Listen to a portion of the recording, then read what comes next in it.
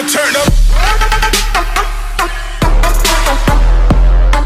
What up, is Marcus Dynasty Football Dads, where we do daily Dynasty and fantasy football content. We are giving away this free Brandon Ayuk jersey. All you have to do is be a subscriber. We're going to be going through the top 5 tight ends of 2021. After top 5, there's a big drop off. We'll go through maybe some 6 through 15 very quickly in a different video. But we're just going to do the top 5 here. So we're going to start off with number 1. Number 1's easy. It's Travis Kelce.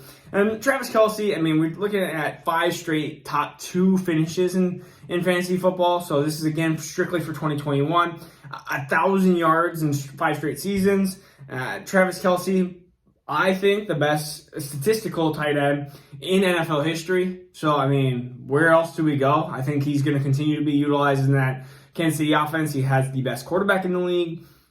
Travis Kelce, number 1. Pretty easy. Number 2, we're going to go with George Kittle. And I understand he is a monster when it comes to football, but he gets injury prone, and it is what it is. But his fantasy finishes are 2, 3, and then 19 in 8 games, which is actually kind of impressive. But he's had over 3,000 yards in 38 games. We're talking about a guy, I mean, if you do the math, that's probably, like 60, 70 yards a game. I didn't do it in my head, but that's somewhere around that. And then George Kittle, when he's healthy, you can see that he is a game changer. And ultimately, he's a guy that can easily get you over 1,000 yards, which is rare at the tight end position because really there's only about, I would say probably 3, Kelce, Kittle, and my tight end number 3 that could really get you over 1,000 yards in a season and have done it.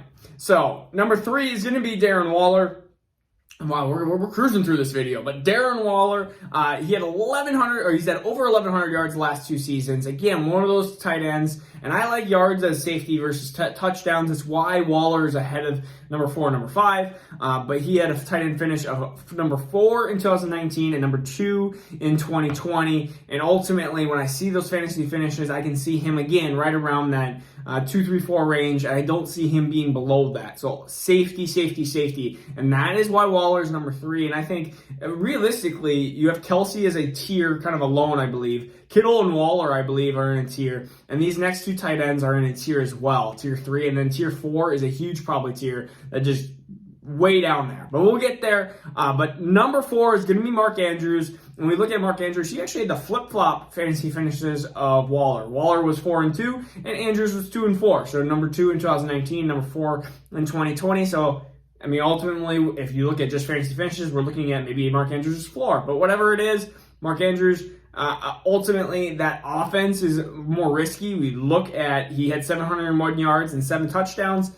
He had a couple games where he had a couple big games, and the rest of them were duds.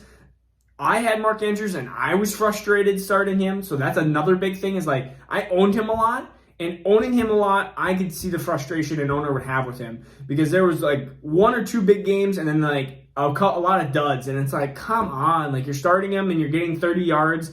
And Lamar Jackson is getting, he's getting 180 yards passing. So realistically, you're getting a good percent, let's say 30 out of 80, that's 1/6. You're getting 1/6 of the pie of the total yards, and sometimes even like a 5th or a 4th, 25% of the yards. But ultimately, that's not getting it done. Like your quarterback's not getting 400-yard games where you'll be able to like get 100 yards consistently or even get close to that.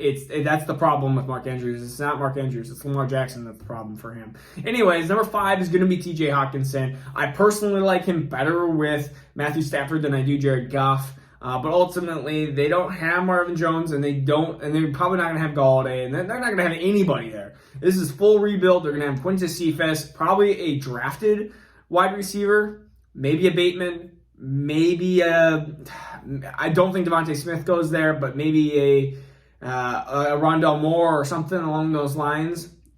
I almost said Lions. Almost along those lines. Anyways, TJ Hockenson, 723 yards, 6 touchdowns, 101 targets. So we're talking about a target monster in that offense.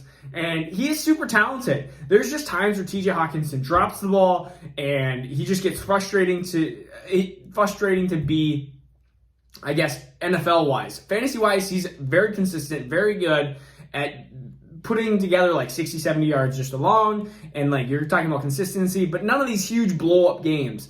There's just times where he just concentration drops, or misses assignments on blocks and stuff, and he can kind of get himself in a little bit of a doghouse. But he ultimately finished 2020 number 5, and I could see him finish 2021 number 5. I could also see him, he's the only other tight end that I could see him get into the top 3 realistically, with the amount of targets and how he's going to be utilized in that offense. So, if you enjoyed this nice little 5-minute quick video, this is Marcus with Dynasty Football Dads, where we are going to be doing a free jersey giveaway. Mr. Brandon Ayuk. Yep, that's the way I want to do it. Yep. Signed jersey. All you have to do is be a subscriber. We're going to pick out at the end of the month here. And then free agency, 1 week away, less than 1 week away. So, all right, peace out. We'll see ya soon.